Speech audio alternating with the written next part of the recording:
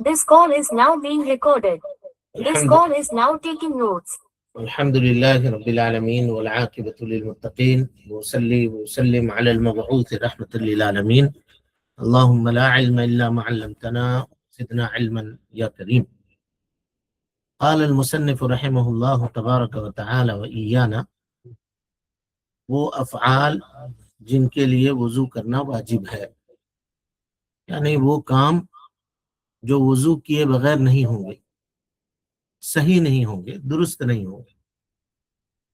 کون کون کام ہے؟ سب سے پہلے نماز پڑھنے کے لیے ہم کو وضو کرنا ہے، کیونکہ اللہ کے نبی صلی اللہ علیہ وسلم نے فرمایا لا صلاۃ لمن لا طہور لہ، اس شخص کی نماز صحیح نہیں ہوگی جب تک وہ پاک ہو کر کے وضو کر کے نماز نہ پڑھے۔ اسی طرح سے بیت اللہ کا، خانہ کعبہ کا طواف کرنے کے لیے وضو کرنا ہے، متفق علیہ۔ قرآن پکڑنے کے لیے، اگر قرآن مجید آپ پکڑ کر کے چھو کر کے پڑھنا چاہتے ہیں تو قرآن مجید کو چھونے کے لیے، پکڑنے کے لیے وضو کرنا شرط ہے۔ لیکن اگر حفظ ہے، آپ کو یاد ہے اور بغیر وضو کے کچھ آیتیں آپ پڑھنا چاہتے ہیں تو پڑھ سکتے ہیں، کیونکہ اللہ کے نبی صلی اللہ علیہ وسلم حضرت عبداللہ بن عباس رضی اللہ عنہ کہتے ہیں کہ ہم ایک دن اپنے خالہ میمونہ رضی اللہ عنہا کے گھر میں سو گئے۔ میمونہ خالہ ہیں حضرت عبداللہ بن عباس رضی اللہ عنہ کے۔ تو کہتے ہیں کہ نبی صلی اللہ علیہ وسلم آدھی رات کو اٹھے اور اٹھنے کے بعد آپ نے یہ دعائیں پڑھی، ان فی خلق السماوات والارض واختلاف اللیل والنہار لآیات لأولی الالباب، آخر تک سورہ آل عمران کی یہ آخری آیتیں تلاوت کی۔ اس کے بعد اللہ کے نبی صلی اللہ علیہ وسلم اٹھے اور ایک چمڑے کا برتن لٹکا ہوا تھا۔ پہلے زمانے میں چمڑے کے برتن میں، جس کو مشکیزہ کہتے ہیں، اس میں پانی لوگ رکھا کرتے تھے، تو یہ برتن لٹک رہا تھا۔ اللہ کے نبی صلی اللہ علیہ وسلم نے اس سے وضو کیا، اور وضو کرنے کے بعد آپ نماز کے لیے کھڑے ہو گئے۔ ٹھیک ہے، تو یہاں پہ نبی صلی اللہ علیہ وسلم بیدار ہوئے تھے اور آپ نے قرآن مجید کی تلاوت کی۔ اس سے اہل علم کہتے ہیں کہ اگر کوئی آدمی اپنے یاد سے، حفظ سے کچھ پڑھنا چاہتا ہے تو پڑھ سکتا ہے۔ اب کوئی کہے گا نہیں نبی صلی اللہ علیہ وسلم کا وضو تھا اس لیے آپ پڑھے تھے، تو آپ نے وضو کیوں کیا پھر بعد میں؟ اس سے یہ پتا چلا کہ پڑھ سکتا ہے۔ لیکن اگر کوئی قرآن چھو کر پڑھنا چاہے تو راجح اور بہتر یہ ہے کہ وہ آدمی وضو کر کے تب قرآن چھوئے۔ جی، وہ افعال جن کے لیے وضو کرنا مستحب ہے، وہ کام جن کے لیے وضو کرنا مستحب ہے، یہاں واجب ہے۔ واجب مانے ضروری، نہیں کرے گا تو گنہگار ہوگا۔ یہ مستحب ہے، اچھا ہے کہ وضو کر لے، نہیں کرے گا تو کوئی گناہ نہیں ہے۔ نمبر ایک، ذکر کرنے کے لیے، ذکر کرنے کے لیے رسول اللہ صلی اللہ علیہ وسلم فرماتے ہیں کہ مجھے یہ پسند نہیں کہ میں اللہ کا ذکر کروں مگر کس حال میں؟ طہارت کی حالت میں۔ طہارت کی حالت میں اللہ کا ذکر کروں، یہ مجھے پسند ہے۔ ایک مرتبہ اللہ کے نبی صلی اللہ علیہ وسلم اپنی ضرورت پوری کر رہے تھے، ایک صحابی کا گزر ادھر سے ہوا، انہوں نے السلام علیکم کہا، تو آپ اٹھے، وہاں پر ایک دیوار تھی، دیوار کے پاس آپ نے تیمم کیا اور اس کے بعد وعلیکم السلام آپ نے کہا، اور اس کے بعد یہ کہا کہ جب مجھ کو اس حال میں دیکھو تو مجھ پر سلام نہ کیا کرو، اس حال میں دیکھو کہ میں اپنی ضرورت پوری کر رہا ہوں تو مجھ کو سلام نہ کیا کرو۔ جب بھی وضو ٹوٹ جائے اس وقت دوبارہ وضو کر لینا، یہ بھی مستحب ہے۔ آدمی ہمیشہ وضو سے رہے، اور ہمیشہ وضو سے کب رہے گا؟ جب ایک مرتبہ وضو ٹوٹ گیا تو دوبارہ وضو کر لے۔ غسل جنابت سے پہلے وضو کر لینا کیا ہے؟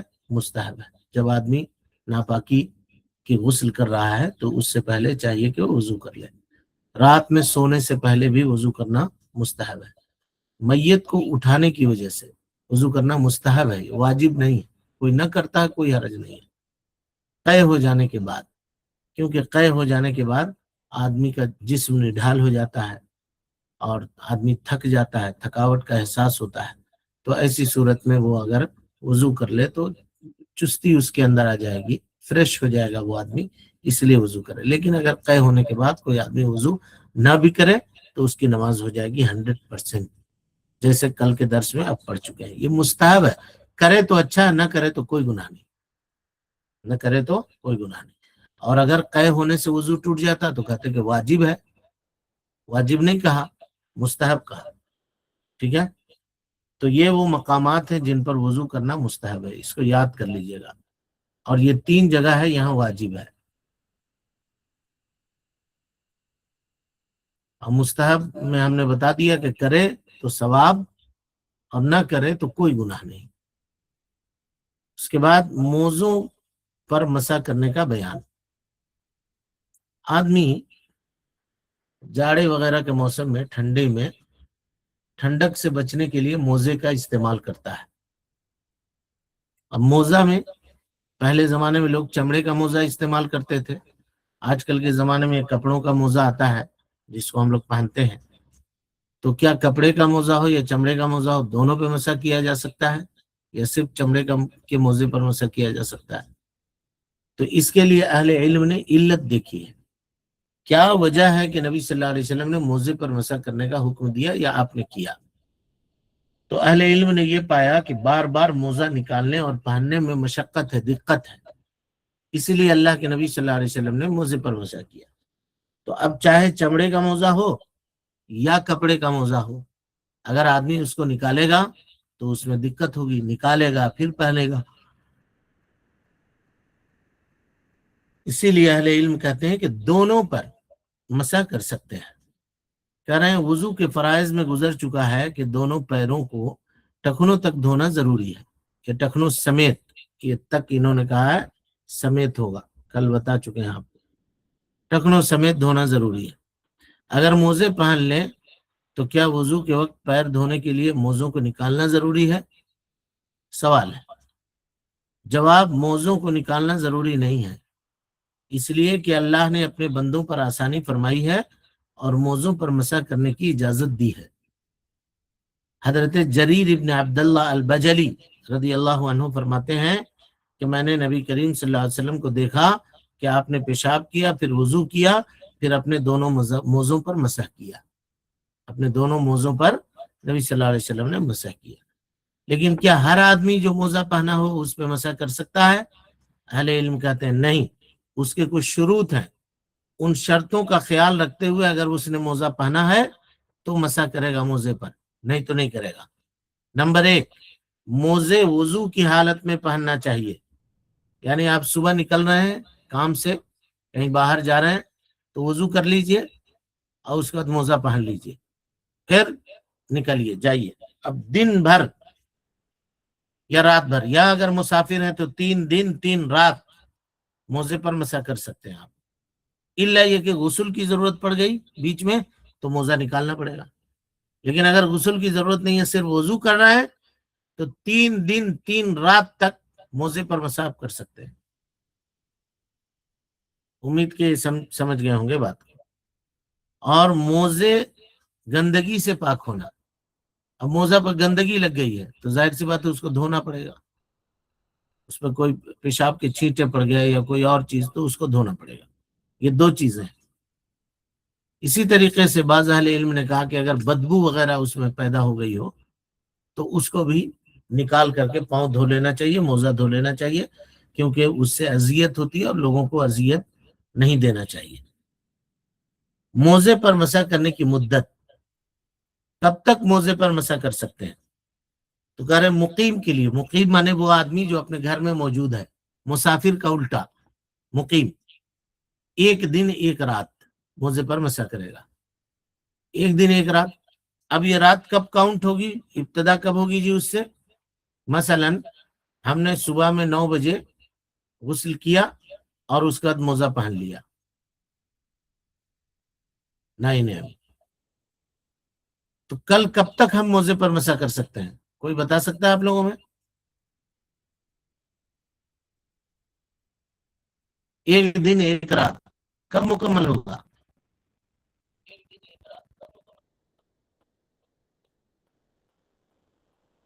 کوئی بول سکتے ہیں آپ لوگوں میں؟ ہاں، کل صبح 9 بجے، کل صبح 9 بجے، لیکن یہ بات صحیح نہیں ہے، اس اعتبار سے تو کل صبح 9 بجے ہی ہونا چاہیے، لیکن یہ صحیح نہیں ہے۔ صحیح کب ہے؟ ہم نے صبح میں 9 بجے وضو کر کے موزہ پہن لیا،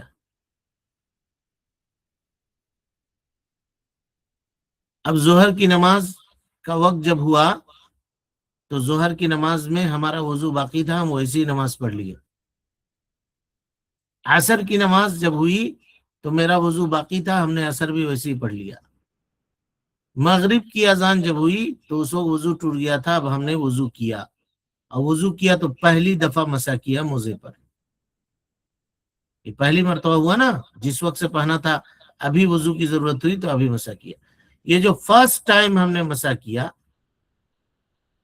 یہاں سے یہ ٹائم کاؤنٹ ہوگا مغرب. تو یعنی اب کل مغرب تک ہم موزے پر مسح کر سکتے ہیں.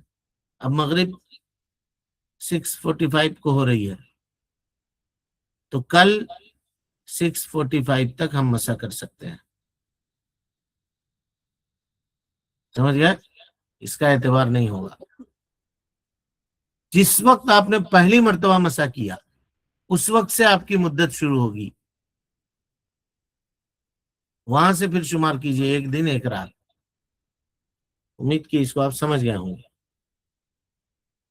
اس کے بعد کہتے ہیں مرد آدمی اپنے عمامہ پر بھی مسح کر سکتا ہے. عمامہ ٹوپی الگ ہے جی.